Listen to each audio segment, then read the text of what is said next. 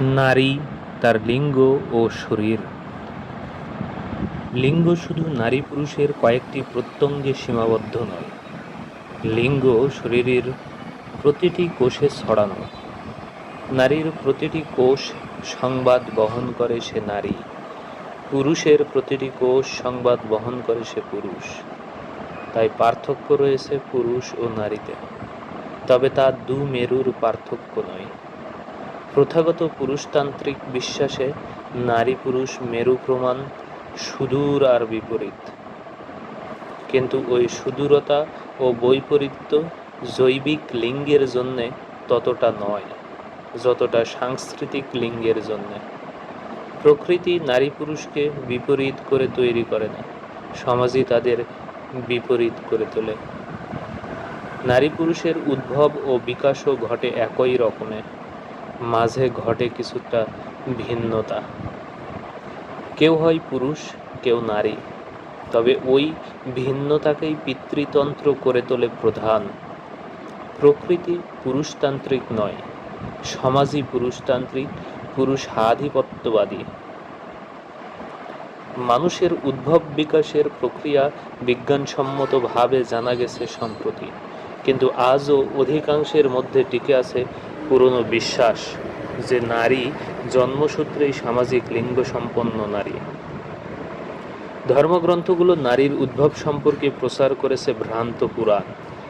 দার্শনিকরা, এমনকি বিজ্ঞানীরাও ওই ভ্রান্তিকেই প্রকাশ করেছেন আকর্ষণীয় রূপে, এবং নারী পুরুষের কাছে কাম সামগ্রী হিসেবে কাম্য হলেও তার দেহের গুরুত্বপূর্ণ প্রত্যঙ্গগুলোকে, সেগুলোর ক্রিয়াকলাপকে দেখেছে ঘৃণার চোখে।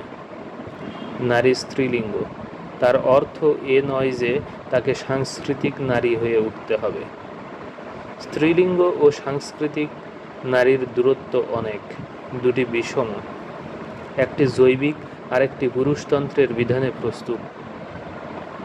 নারী আজও নিজেকে জানে না তার উদ্ভবের প্রকৃতি ও শরীরকে, তবে পুরুষতন্ত্রের মুখোমুখি দাঁড়ানোর জন্য এটা জানা অত্যন্ত দরকার।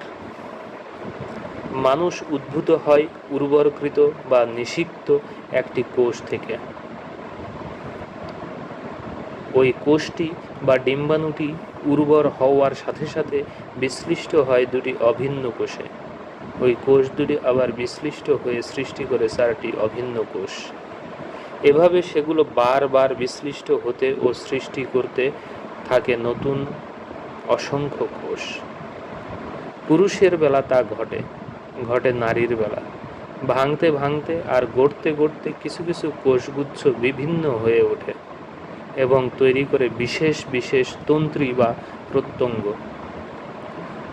কোনো কোষগুচ্ছ তৈরি করে কঙ্কাল, কোনো গুচ্ছ তৈরি করে পেশি, কোনো গুচ্ছ তৈরি করে হৃৎপিণ্ড ও রক্তনালী, কোনো গুচ্ছ তৈরি করে লাল রক্তকণিকা, কোনো গুচ্ছ তৈরি করে সাদা কণিকা। একগুচ্ছ কোষ বহুগুণে বেড়ে তৈরি করে মস্তিষ্কের কোষ ও স্নায়ুতন্ত্রী।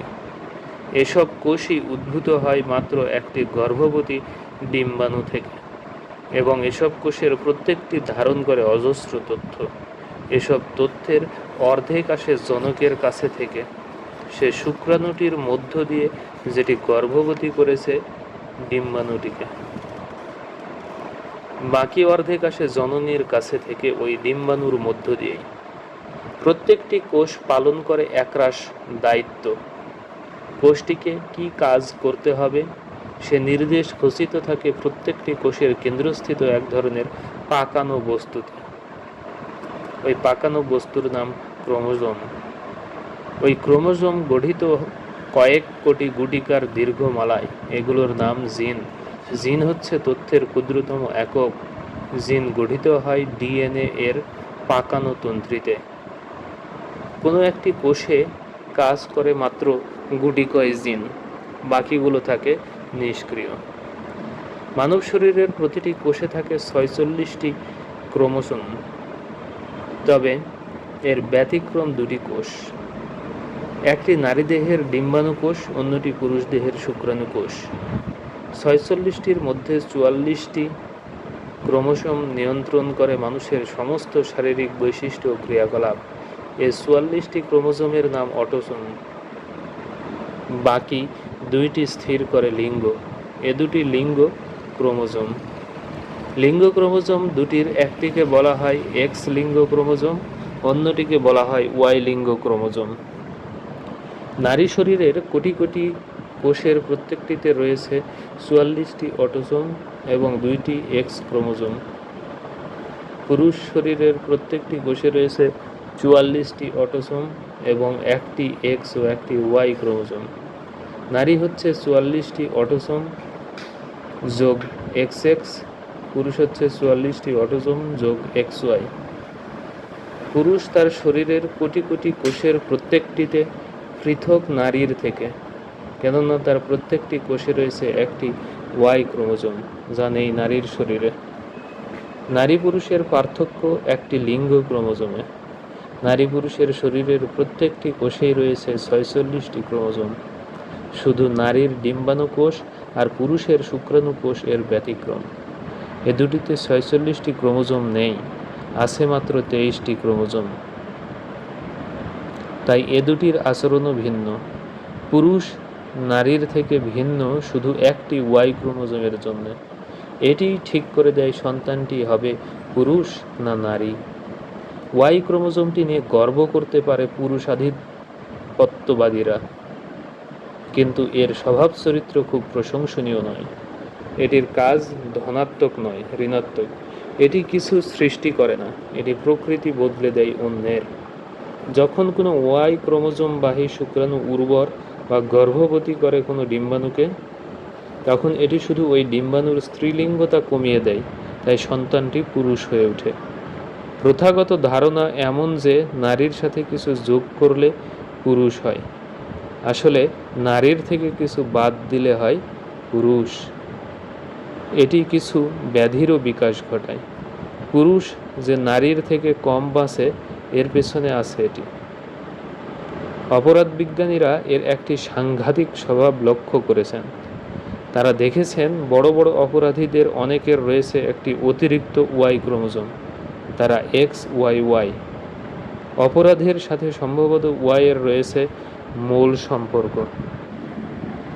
ডিম্বাণু উর্বর হওয়ার দিন 20 পর ভ্রূণের অন্ত্রের রন্ধ্রের দেয়ালে একরকম কোষ দেখা দেয়। তারপরে কোষগুলো তন্ত্রীর ভেতর দিয়ে চলে যায় অন্ত্রের রন্ধ্রের দুদিকে অবস্থিত নিচু পুরু এলাকায়। এ তন্ত্রী থেকেই সৃষ্টি হয় ডিম্বাশয়। গর্ভাধানের 30 দিন পরে এ কোষগুলো ওই তন্ত্রীতে স্থির হয়ে বসে ও বাড়তে থাকে।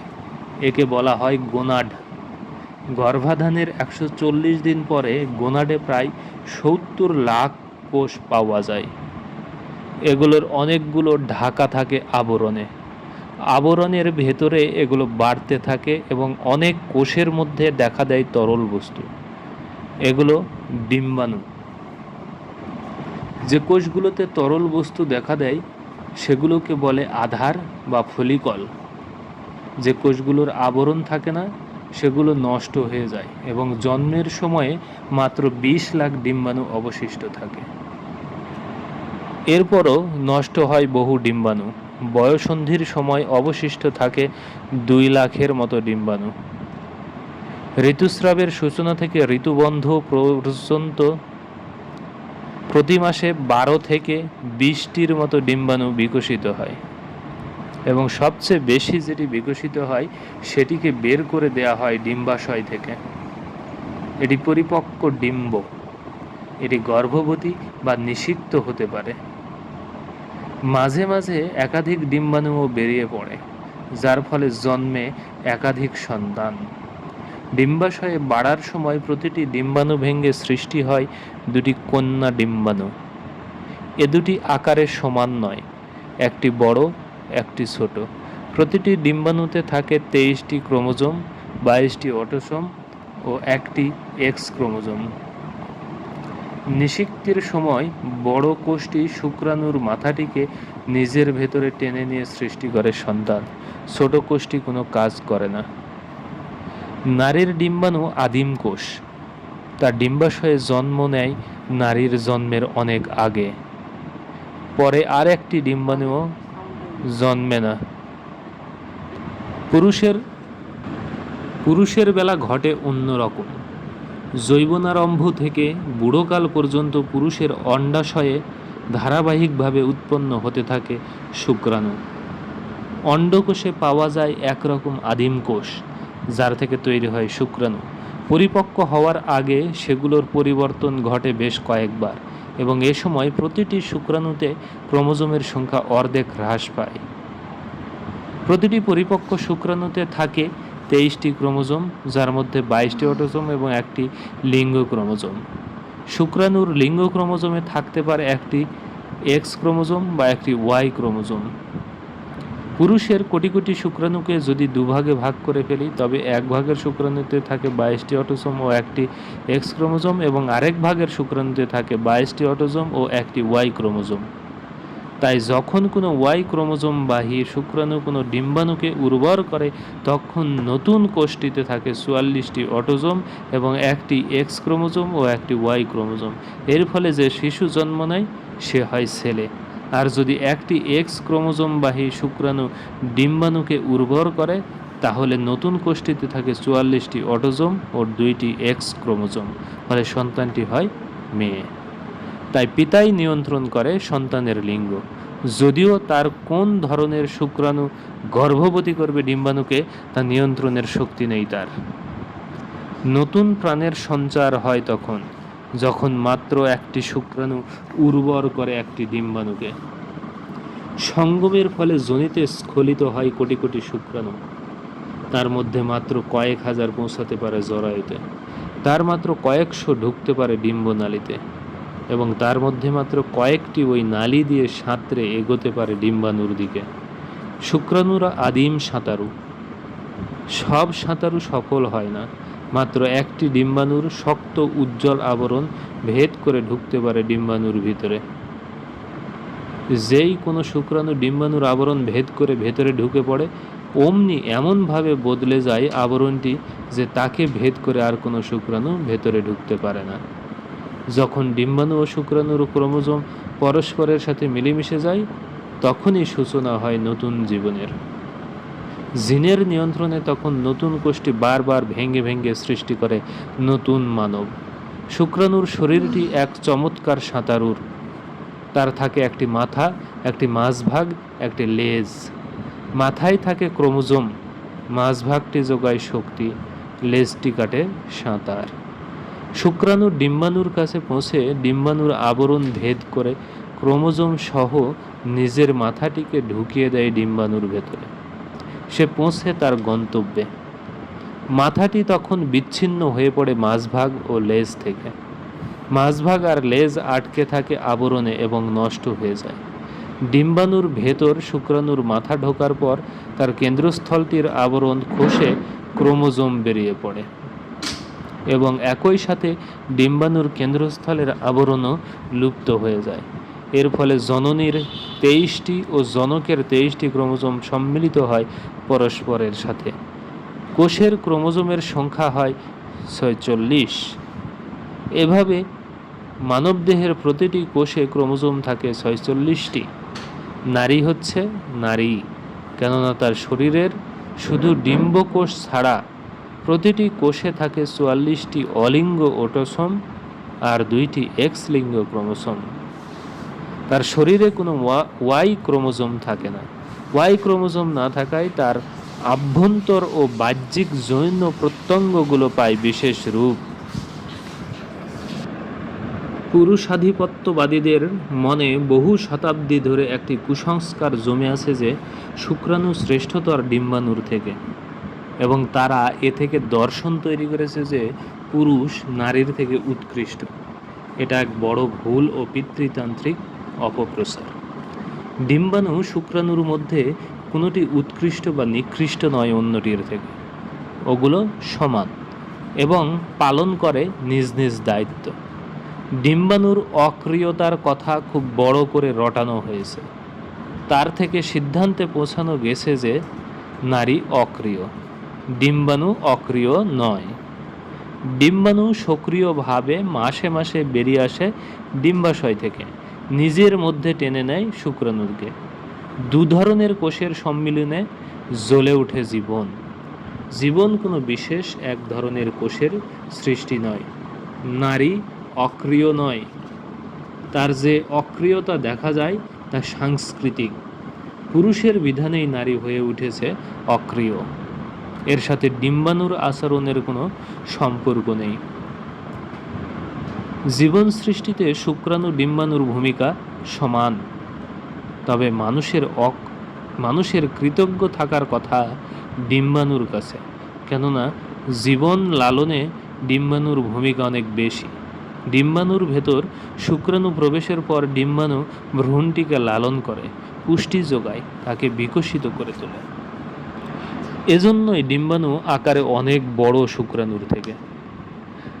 প্রাচীনেরা ডিম্বাণু সম্পর্কে গড়ে তুলেছেন নানা উপকথা, তাকে করে তুলেছেন সন্দেহজনক ও ভীতিকর।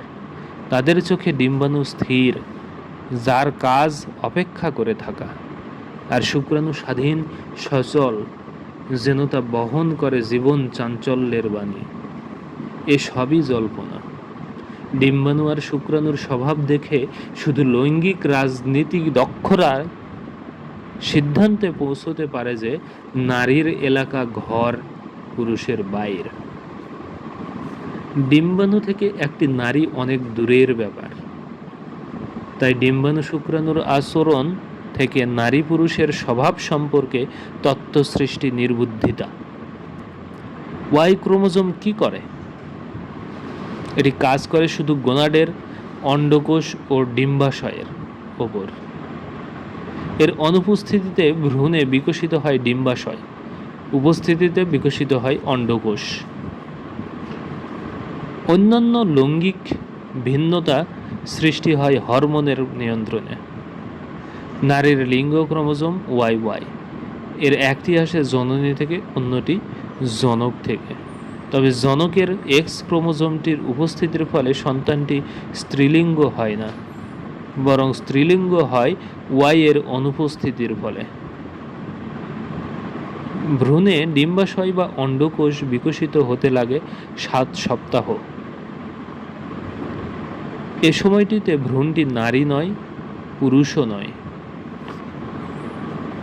বা বলা যেতে পারে নারী, কেননা Y এর উপস্থিতিতে ভ্রূণের গোনাড অন্ডকোষে পরিণত হয়, আর যদি উপস্থিত না থাকে তবে তা যা ছিল তাই থেকে যায়, অর্থাৎ সেখানে বিকাশ ঘটে ডিম্বাশয়ের। তাই নারী ও পুরুষ উভয়েরই সূচনা ঘটে নারী রূপে। 7ম সপ্তাহে এসেই শুধু কোনো কোনো ভ্রূণ পুরুষ হয়ে ওঠে। নারী হচ্ছে শুরু থেকেই নারী, পুরুষ হচ্ছে শুরুতে নারী, তারপর পুরুষ। এ দেখে মেরি জেন শার্ফি সিদ্ধান্তে পৌঁছেছেন, নারী ভ্রূণের রূপতত্ত্বের প্রাথম্য আমাদের বাধ্য করে লিঙ্গ ভিন্নতার প্রকৃতি সম্পর্কে দীর্ঘকাল ধরে প্রচলিত ধারণা উল্টে দিতে। ভ্রূণতাত্ত্বিকভাবে বলা যায় যে শিশ্ন হচ্ছে অতিশায়িত ভগাঙ্কুর। অন্ডকোষ উদ্ভূত হয় বৃহদষ্ঠ থেকে।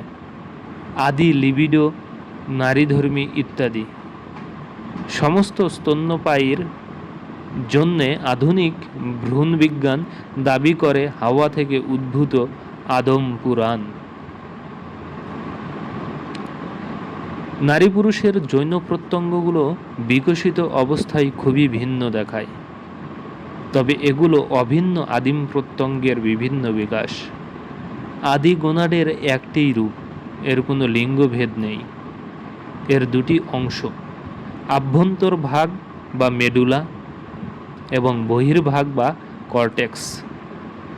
Y থাকলে 7ম 8ম সপ্তাহে মেডুলা বেড়ে হয়ে ওঠে অন্ডকোষ। কর্টেক্সটি পড়ে থাকে অদৃশ্য চিহ্নরূপে। যদি Y না থাকে তাহলে কর্টেক্স 12 সপ্তাহে বেড়ে হয়ে ওঠে ডিম্বাশয়, মেডুলা নিজেকে গুটিয়ে নেয়। ভ্রূণের 7ম সপ্তাহে তার থাকে পুরুষ ও স্ত্রী উভয় ধরনেরই আদি জননেন্দ্রিয় নালী। পুরুষের বেলা ওলফিয় নালী বেড়ে সৃষ্টি হয় ভাস ডেফেরেন বা শুক্রনালী, শুক্রথলে ও বীর্য নির্গম নালী। নারীর বেলা মুলারীয় নালী বেড়ে সৃষ্টি হয় জরায়ু, ফ্যালোপীয় নালী বা ডিম্বনালী ও যোনির উপরের অংশ। যখন পুরুষের বিকাশ ঘটে তখন মুলারীয় নালী অদৃশ্য চিহ্নের মতো পড়ে থাকে। যখন নারীর বিকাশ ঘটে তখন অল্ফীয় নালী পড়ে থাকে অদৃশ্য চিহ্নের মতো। প্রতিটি পুরুষ তার দেহে বয় নারীর পরিত্যক্ত আদি যৌন প্রত্যঙ্গ। প্রতিটি নারী বয় পুরুষের পরিত্যক্ত আদি যৌন প্রত্যঙ্গ। নারী পুরুষের বাহ্যিক যৌন প্রত্যঙ্গগুলো বিকশিত হয় একই আদি প্রত্যঙ্গ থেকে। আদি একই রূপেরই ঘটে দুরূপ বিকাশ। ভ্রূণের 8 সপ্তাহ বয়স হওয়ার আগে এগুলোর কোনো ভিন্নতা থাকে না। এগুলোর সমান সম্ভাবনা থাকে নারীর বা পুরুষের যৌনাঙ্গ রূপে বিকাশের। এ সময়ে এটি হচ্ছে জননেন্দ্রিয় খাঁজের কিছু ওপরে অবস্থিত একটি যৌনকন্দ বা গুটিকা। খাঁজটির দুপাশে থাকে মূত্রনালীয় ভাঁজ, তার পাশে থাকে ওষ্ঠ অন্ডকোষীয় স্ফীতি।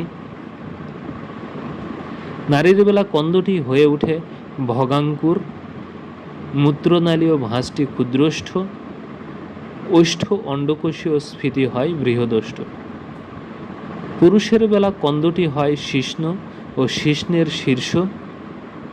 মূত্রনালীয় ভাঁজ মূত্ররন্ধ্রের চারপাশে মিশে যায়। ওষ্ঠ অন্ডকোষীয় স্ফীতি হয় অন্ডকোষ। তাই নারী পুরুষের যৌন প্রত্যঙ্গগুলো বা নারী পুরুষ হচ্ছে এক অভিন্ন আদিরূপের দুরকম উচ্চারণ। নারী পুরুষের মধ্যে ভিন্নতার থেকে অভিন্নতাই বেশি, তবে ভিন্নতা নেই এমন নয়। ওই ভিন্নতা এমন নয় যে শরীর বা লিঙ্গই হয়ে উঠবে তাদের নিয়তি। একজন করবে আধিপত্য, আরেকজন থাকবে অধীন। বাস্তবে পুরুষতন্ত্র নারী পুরুষের জৈব লিঙ্গের থেকে সাংস্কৃতিক লিঙ্গকেই করে তুলেছে প্রধান। ইংরেজিতে দুটি শব্দ আছে, সেক্স ও জেন্ডার। বাংলায় শুধুই লিঙ্গ। সেক্স জৈব লিঙ্গ, জেন্ডার হচ্ছে বিশেষ লিঙ্গের জন্য বিশেষ সাংস্কৃতিক বিধান। স্ত্রীলিঙ্গ মানুষকে নারী আর পুংলিঙ্গ মানুষকে পুরুষ হিসেবে গড়ে তোলা সামাজিক সাংস্কৃতিক ব্যাপার, লৈঙ্গিক রাজনীতি। সামাজিক লিঙ্গের সাথে যে জৈব লিঙ্গের সম্পর্ক নেই তা প্রমাণিত হয় লিঙ্গ দুর্ঘটনাগ্রস্তদের আচরণে।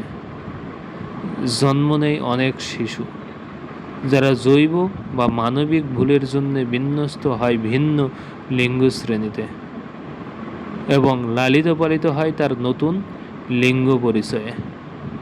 কোনো শিশু জৈবিকভাবে পুংলিঙ্গের, কিন্তু তার শিশ্নটি জৈব বিপর্যয়ের ফলে ঠিকমতো গড়ে ওঠেনি বা কোনো দুর্ঘটনায় সে হারিয়ে ফেলেছে শিশ্ন, তাকে পালন করা হয়েছে মেয়ে রূপে।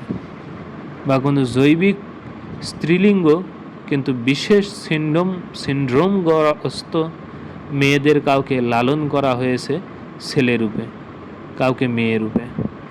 তখন দেখা গেছে তারা আচরণ করে তাদের নতুন লিঙ্গ অনুসারে। এদের আচরণে বোঝা যায় জৈবিক লিঙ্গের সাথে সাংস্কৃতিক লিঙ্গের বিশেষ সম্পর্ক নেই। দ্বিতীয় বছর থেকে 5 বা 6 বছর পর্যন্ত শিশুকে যে লিঙ্গ অনুসারে লালন করা হয় সে আয়ত্ত করে সে লিঙ্গেরই আচরণ, তার জৈবিক লিঙ্গ যাই হোক। বিভিন্ন সংস্কৃতিতে বালিকাদেরই বিশেষভাবে দীক্ষা দেওয়া হয় সাংস্কৃতিক লিঙ্গে। তারা হয়ে ওঠে নারী, তাদের স্বভাব হয়ে ওঠে নারীধর্মী। এর সাথে জৈব লিঙ্গের সম্পর্ক নেই। দা বোভয়ার বলেছেন, কেউ নারী রূপে জন্ম নেয় না, বরং হয়ে ওঠে নারী। সমাজে যে নারী দেখা যায় কোনো জৈব মনস্তাত্ত্বিক বা অর্থনৈতিক ভাগ্য তার রূপ স্থির করে না। সমগ্র সভ্যতাই উৎপাদন করে পুরুষ ও খোঁজার মাঝামাঝি এ প্রাণীটিকে, যাকে বলা হয় নারী। নারীর যৌন প্রত্যঙ্গগুলো ঢাকা রহস্যে আর নিষেধে। নারীর শরীর যেন আকর্ষণীয় রহস্যময় ভীতিকর দুর্গ, যার সংগঠন সে নিজে জানে না, জানাও নিষেধ। আজও মানুষের সবচেয়ে বড় ট্যাবও নারীর শরীর। তার একটি প্রত্যঙ্গ, স্তন, দৃষ্টিগ্রাহ্য। অধিকাংশ সংস্কৃতির পুরুষের চোখে ওটির আবেদন তীব্র, যদিও আদিম সমাজের পুরুষের চোখে ওর কোনো আবেদন নেই। তবে নারীর অধিকাংশ যৌন প্রত্যঙ্গ দেহাভ্যন্তর ও অদৃশ্য, আর যেগুলো বাহ্যিক সেগুলো অন্তরালবর্তী। একটি নগ্ন নারীর দিকে তাকিয়ে থেকেও তার কোনো যৌন প্রত্যঙ্গ দেখা যায় না, শুধু আভাসের ঢেউ উঠতে থাকে। বালক শিশুর শিশ্নটি বাইরে থেকে দেখা যায়, কি মিষ্টি বলে ওটি নিয়ে তার পিতামাতারা খেলাও করে। ওটিকে দেয় নানা প্রিয় ডাকনাম, সোনা, নুনু, ধন। কিন্তু বালিকার বাহ্যিক যৌন প্রত্যঙ্গগুলোকেও নিষিদ্ধ বস্তুর মতো ঢেকে রাখে সিন্ধুকে। বালিকার যৌন প্রত্যঙ্গের কোনটি কেমন, কোনটির কি নাম ও কি কাজ তা জানতে দেয়া হয় না বালিকাকে। জানতে চাইলে তাকে চুপ করিয়ে দেয়া হয়, যেন ওগুলো অপার লজ্জার, ঘৃণার, অপরাধের, এমনকি পাপের। তাই নারী শৈশব থেকেই বিব্রত থাকে তার যৌন প্রত্যঙ্গগুলো নিয়ে। ওগুলো তার লজ্জাস্থান।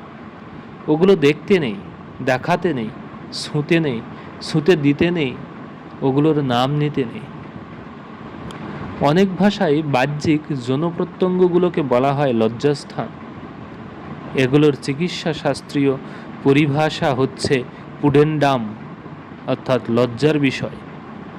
প্রথাগত লজ্জা, ঘৃণা, পাপ আর অপরাধবোধের সাথে আরেকটি দুর্নাম জড়িত করে দিয়েছেন ফ্রয়েড। তিনি নারীর যৌন প্রত্যঙ্গগুলোতে দেখেছেন বিকলাঙ্গতা। নারীর শিশ্ন নেই, রয়েছে ভগাঙ্কুর। তাই নারী বোধ করে শিশ্নের অভাব, ভোগে খোঁজা গুঁড়ো সাই। নিজেকে মনে করে বিকলাঙ্গ পুরুষ। এসব বাজে ধারণা তিনি যুক্ত করে দিয়েছেন নারীর যৌন প্রত্যঙ্গগুলোর সাথে। এসবের কোনো বৈজ্ঞানিক ভিত্তি নেই। নারীর যৌন প্রত্যঙ্গগুলো নারীর যৌন প্রত্যঙ্গ, ওগুলো 100% স্বাভাবিক। আর ওগুলো লজ্জা, অপরাধ, ঘৃণা বা পাপের ব্যাপার নয়।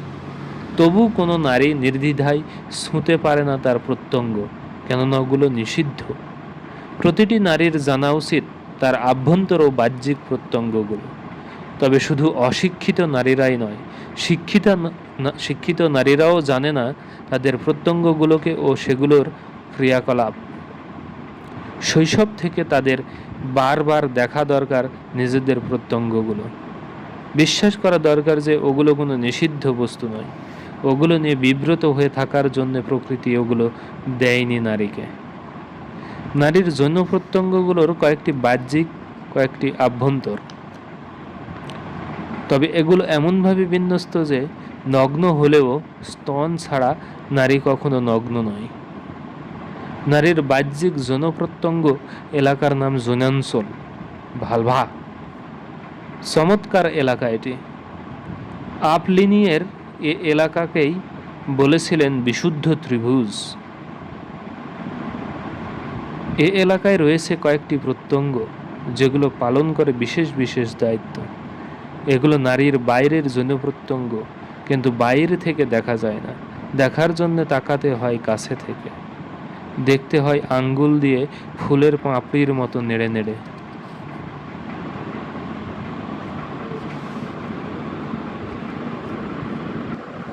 বৃহদোষ্ট, এটি হচ্ছে দুভাঁজ চামড়া। ঠোঁট যেমন মুখগহ্বরকে ঢেকে রাখে, এ দুটিও ঢেকে রাখে এ দুটির মধ্যবর্তী ভগগহ্বরকে। দুটি বড় মোটা গোলাপ পাপড়ি বলে মনে হতে পারে এ দুটিকে। শিশু ও বুড়োকালে বৃহদোষ্ঠ দুটি থাকে ছোট, ভেতরে মেদ থাকে না। তবে বয়ঃসন্ধি থেকে ঋতু বন্ধ হওয়া পর্যন্ত বৃহদোষ্ঠ থাকে পরিপুষ্ট। ওপরের দিকে বৃহদোষ্ঠ দুটি মিলিত হয় এক মেদপুষ্ট অঞ্চলে, যাকে বলা হয় ভেনাসের পাহাড় বা যোনি বিটপ। বৃহদোষ্ঠ বিশেষ করে মনস ভেনারিসের উপর উদ্গত হয় যৌনিকেশ। ক্ষুদ্রষ্ঠ। এ দুটি মেদপুষ্ট স্পর্শকাতর চামড়ার ভাঁজ, গোলাপের ছোট পাপড়ির মতো। ওপরের দিকে এ দুটির একটি চলে যায় ভগাঙ্কুরের উপরে, আরেকটি ভগাঙ্কুরের নিচে। নিচের দিকে এ দুটি মিলিত হয় পরস্পরের সাথে। বয়সন্ধি থেকে ঋতুবন্ধ পর্যন্ত এটি গুপ্ত থাকে বৃহদোষ্ঠের আড়ালে, দেখতে হয় আঙ্গুল দিয়ে খুলে। তবে শিশু ও বুড়োকালে এ দুটি বেশ দৃষ্টিগ্রাহ্য হয়ে ওঠে। ভগাঙ্কুর। পুরুষের যেমন শিশ্ন, নারীর তেমন ভগাঙ্কুর। তবে শিশ্নের যৌন ছাড়া অন্য কাজ রয়েছে, কিন্তু ভগাঙ্কুরের একমাত্র কাজ যৌন সুখ অনুভব। তাই এটি অনন্য কাম প্রত্যঙ্গ। পুরুষের এমন কোনো অনন্য কাম প্রত্যঙ্গ নেই। এটি যেহেতু শুধু কাম সুখের জন্যেই, আর কোনো কাজের জন্যে নয়, তাই দেশে দেশে পিতৃতন্ত্র এর উপর ক্ষিপ্ত হয়ে এটি কেটে ফেলার বিধান দিয়েছে। মধ্যপ্রাচ্য ও আফ্রিকার অনেক মুসলমান দেশে এখনও ভগাঙ্কুর ছেদ বা নারীর খতনা প্রচলিত রয়েছে। এটি কেটে ফেলার অর্থ হচ্ছে নারীর কাম সুখের চিরাবসান। গত কয়েক দশকে নারীবাদীরা ও মাস্টার্স ও জনসনের গবেষণা প্রতিষ্ঠা করেছেন এর প্রাধান্য। তাদের মতে অর্গাজম বা পুলকের জন্যে সঙ্গম অপ্রয়োজনীয়। এটি মৈথুন করেই অনুভব করা সম্ভব চরম পুলক। ইলিয়ারসেন আমি অভিযোগ করি 1969 নামের বইতে লিখেছেন, যৌনবিজ্ঞানীরা পরামর্শ দেন যে সঙ্গমের অবতরণিকা হিসেবে নাড়তে হবে ভগাঙ্কুরটিকে। সঙ্গমকেই অধিকাংশ পুরুষ মনে করে আসল জিনিস। তাদের জন্য যা আসল জিনিস, নারীর জন্য তা পুরোপুরি সুখানুভূতিহীন। এটিই হচ্ছে মূল জিনিস, যাকে বিনীত, লজ্জাশীল ও অনুগত নারীরা শত শত বছর ধরে লুকিয়ে রেখেছে। এটি অবস্থিত যৌনাঞ্চলের উপরের দিকে মধ্যস্থলে। এটি মোটা শিউলি মোটার মতো। এর রয়েছে 3টি অংশ: শীর্ষ, শরীরদণ্ড ও পা। এর শীর্ষটি অত্যন্ত স্পর্শকাতর, দণ্ডটিও বেশ স্পর্শকাতর। শীর্ষ ও দণ্ড নেড়েই নারী পেতে পারে চরম পুলক। সঙ্গমে নারী পুলক বোধ করে প্রধানত শিশ্নের সাথে এটির ঘর্ষণে। অনেক নারী সঙ্গমে কোনো পুলক বোধ করে না, কিন্তু তারা ভগাঙ্কুর মৈথুন করে চরম পুলক লাভ করে। ভগাঙ্কুরের একটু নিচেই থাকে মূত্ররন্ধ্র। যোনিচ্ছদ।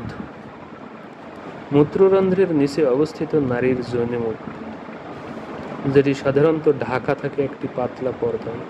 পর্দাটির প্রথাগত নাম সতীচ্ছদ।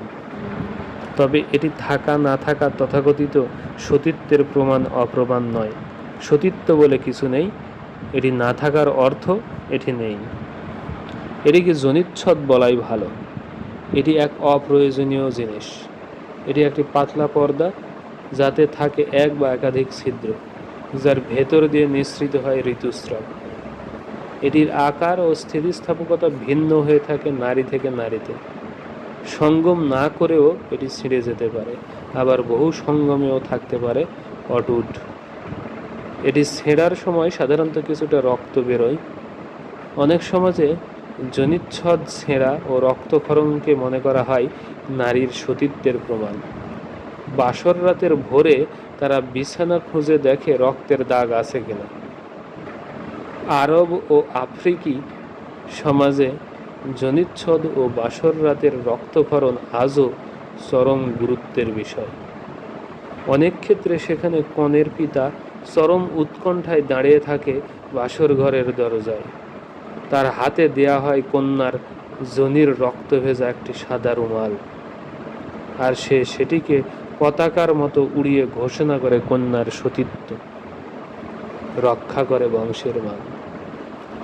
সেখানে এখন যোনিচ্ছদ জোড়া লাগানোর শল্য চিকিৎসা ধনীদের মধ্যে খুবই জনপ্রিয়। নারীর আভ্যন্তর যৌন প্রত্যঙ্গের মধ্যে রয়েছে যোনি, জরায়ু, ডিম্বনালী বা ফ্যালোপীয় নালী ও ডিম্বাশয়। যোনি, এটি পুরুষের প্রধান স্বপ্ন ও দুঃস্বপ্ন। পুরুষ এর প্রতি আকর্ষণ বোধ করে, এমনকি ভয় পায় ও ঘৃণা করে এটিকে। যোনি একটি পেশল নালী, এটি পেছনের দিকে উঁচু হয়ে গিয়ে জরায়ুতে পৌঁছায়। এটি পেশিতে গঠিত এবং এতে আছে রক্তবাহী শিরাজাল, যা কামোত্তেজনার সময় ফুলে ওঠে। স্বাভাবিকভাবে যোনির দেয়াল লেগে থাকে পরস্পরের সাথে, তবে এটি যেহেতু স্থিতিস্থাপক, তাই এর ভিতর দিয়ে লিঙ্গ বা ট্যাম্পুন প্রবেশের বা সন্তান প্রসবের সময় এটি বিস্ময়করভাবে প্রসারিত হয়। যোনি সাধারণত 3.75 ইঞ্চি দীর্ঘ। জরায়ুর গ্রীভা বা সার্ভিক্স ঢুকে পড়ে এর ভেতর। যোনি প্রত্যঙ্গ হিসেবে বিস্ময়কর। এটা শুধু স্থিতিস্থাপকই নয়, এটির আছে নিজেকে নিজে পরিচ্ছন্ন রাখার শক্তি। নারীর আভ্যন্তর প্রত্যঙ্গগুলোর মধ্যে এটিই বেশি লিপ্ত হয় কামে। যোনি প্রত্যঙ্গ হিসেবে বিস্ময়কর। এটা শুধু স্থিতিস্থাপকই নয়, এটির আছে নিজেকে নিজে পরিচ্ছন্ন রাখার শক্তি। নারীর আভ্যন্তর প্রত্যঙ্গগুলোর মধ্যে এটিই বেশি লিপ্ত হয় কামে। সাধারণ বোধে এটিই নারীর একমাত্র কাম প্রত্যঙ্গ।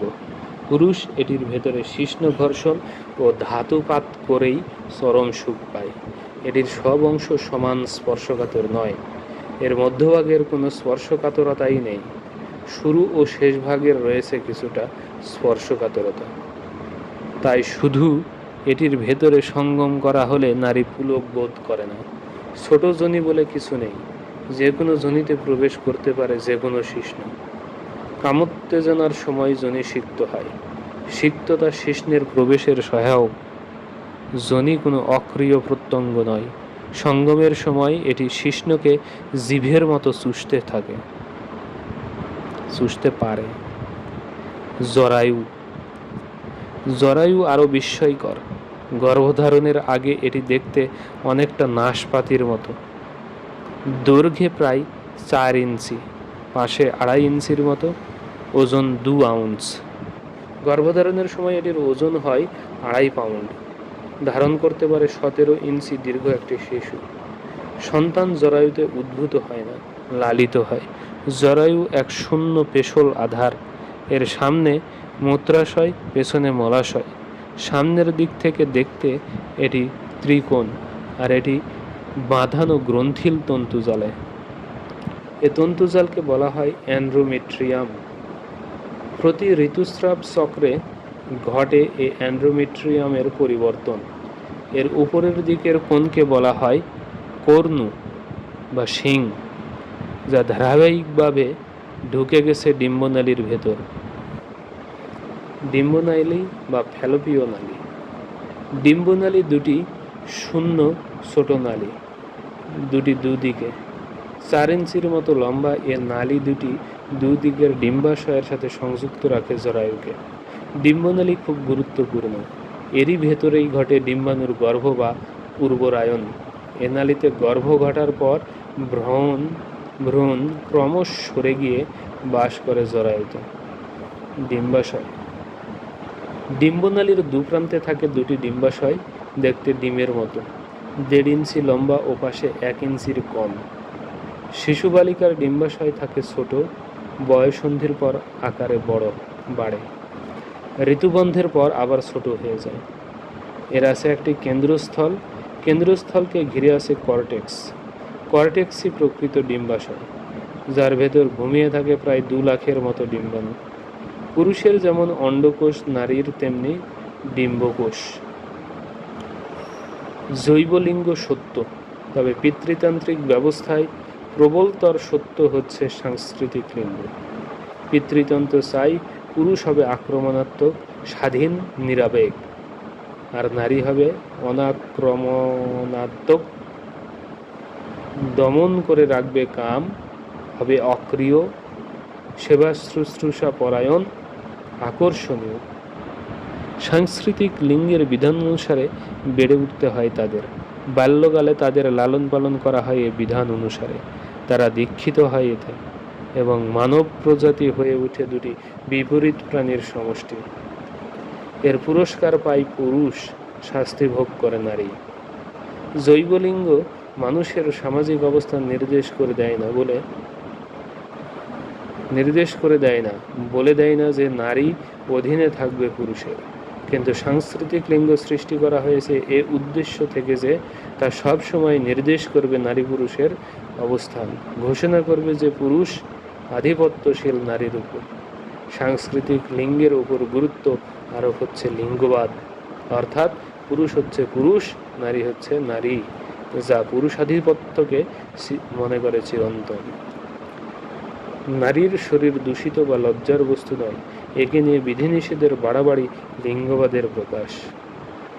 নারী তার শরীর হারিয়ে ফেলেছে পুরুষ, সমাজ, রাষ্ট্রের কাছে, কিন্তু নারীকে মনে রাখতে হবে তার শরীর তার নিজস্ব সম্পত্তি, এর উপর সে ছাড়া আর কোনো ব্যক্তি, সমাজ, রাষ্ট্র বা অলৌকিক কারো অধিকার নেই।